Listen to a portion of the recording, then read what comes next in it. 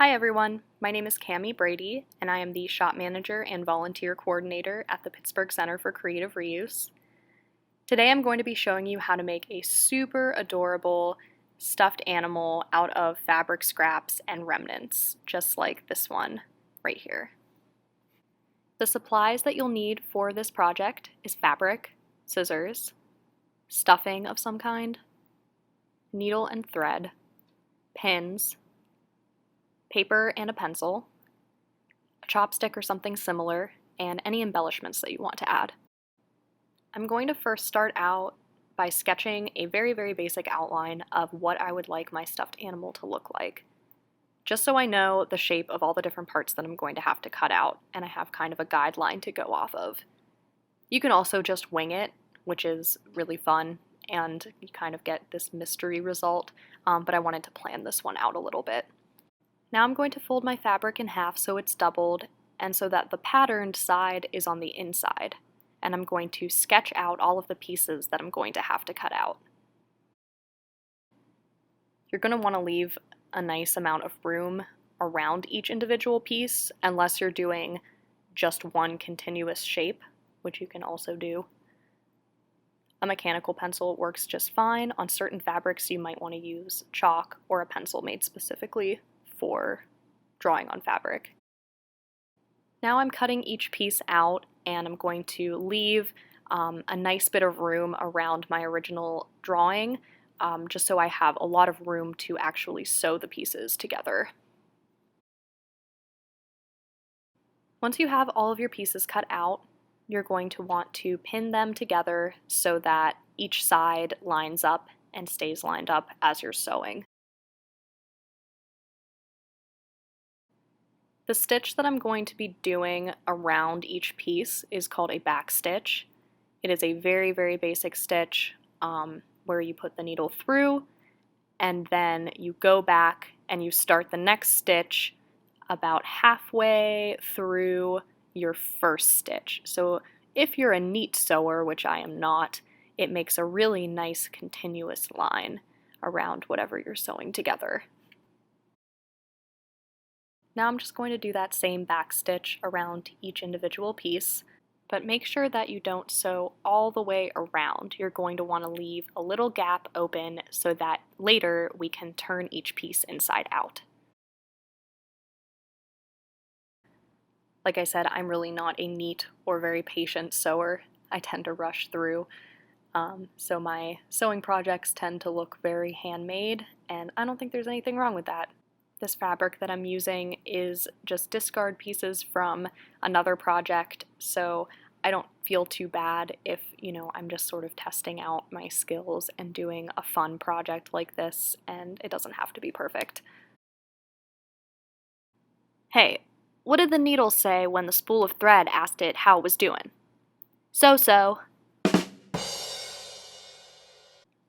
Now it's time to turn each piece inside out, so that the pattern side is now on the outside. This is where that chopstick is going to come in handy.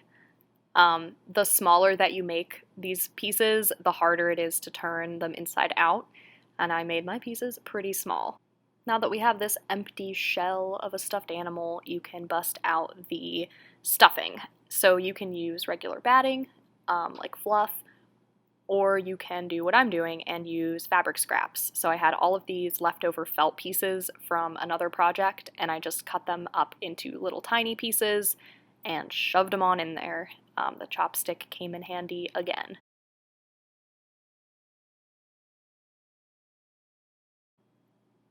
Now we're going to close the ends that we left open now that everything is stuffed.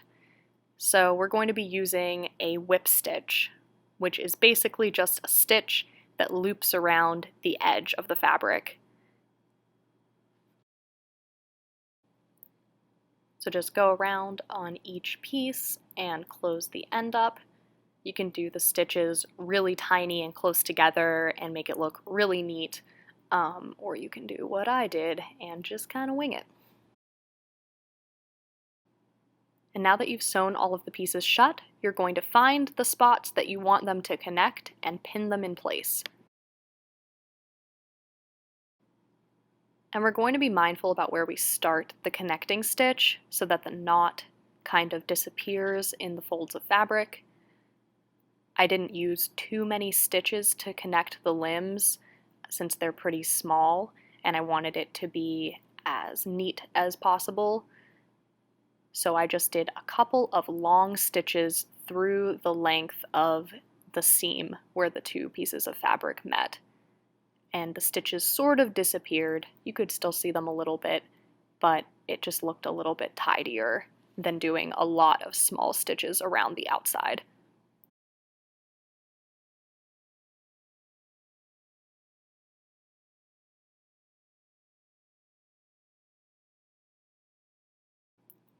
So just continue pinning each piece in place and sewing it. Try to get those stitches to disappear under the fabric as much as possible. Again, you don't need too many, especially if your stuffed animal is small like mine is. 2 or 3 stitches to connect each piece should be plenty. And now you are nearly done with your stuffed animal. All that's left is to add the embellishments.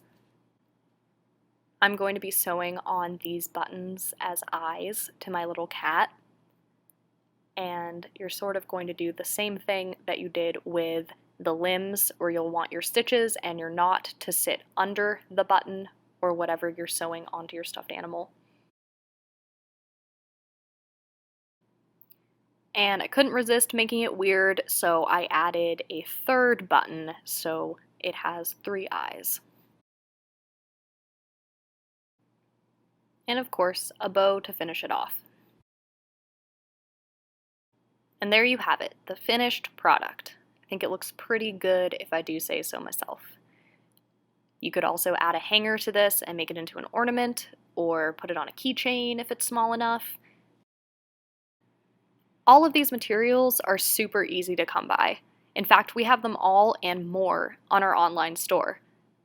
Go to pccr.org and click the tab that says Online Store, and then the button that says Shop Now.